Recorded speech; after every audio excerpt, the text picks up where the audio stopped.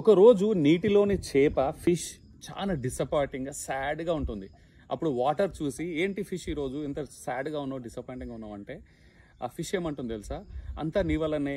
అదేంటి అంటే నేను నిన్నటి నుంచి ఏడుస్తూ ఉన్నాను, నేను చాలా లోగా ఉన్నాను, ఐఎమ్ వెరీ సాడ్. నా కన్నీళ్ళు నువ్వు పట్టించుకోవట్లేదు, నా కన్నీళ్ళు నీకు కనపడట్లేదు, నేను నీలో ఉన్నాను, నీ వాటర్లో ఉన్నందుకు నువ్వు కనపడట్లేదు, you are my best friend but నన్ను పట్టించుకోవట్లేదు అని కంప్లైంట్ చేస్తుంది చేప. అప్పుడు వాటర్ ఏమంటుంది తెలుసా, అది కాదు చేప, యాక్చువల్గా నీకంటే ఎక్కువ నేను ఫీల్ అవుతున్నాను, నీ కన్నీళ్ళు నాకు కనపడకపోవచ్చు, కాకపోతే అది నా మనసుకు మాత్రం టచ్ అవుతున్నవి, నేను ఫీల్ అవుతున్నాను. చాలా మంది ఇలాగనే చేపలాగా కంప్లైంట్ చేస్తారు. అంటే నాకు నోటి మాటల ద్వారా నాకు ఎంపథెటిక్ గా సింపతి చూపించలేవు అని అంటారు. మాటల ద్వారానే చెప్పాల్సిన అవసరం లేదు, వాళ్ళ ఇమోషన్స్ కూడా మీరు చూడండి. మీరు ఎలాంటి ఫీలింగ్స్ ఉన్నప్పుడు ఎదుటి వాళ్ళ ఎమోషన్స్ ఎలా ఉన్నాయి అంటే ఇమోషన్స్తో కూడా వాళ్ళు చాలా మాట్లాడతారు, ఎక్స్ప్రెస్ చేస్తారు. అందరు కూడా మాటల్లో చెప్పలేరు, వ్యక్తపరచలేరు. Emotion speaks louder than words. And relationship కావాల్సింది ఎమోషనల్ కనెక్ట్. ఒకరి ఎమోషన్స్ని ఒకరిని అర్థం చేసుకోవాలి, దే ఆర్ వే పవర్ఫుల్.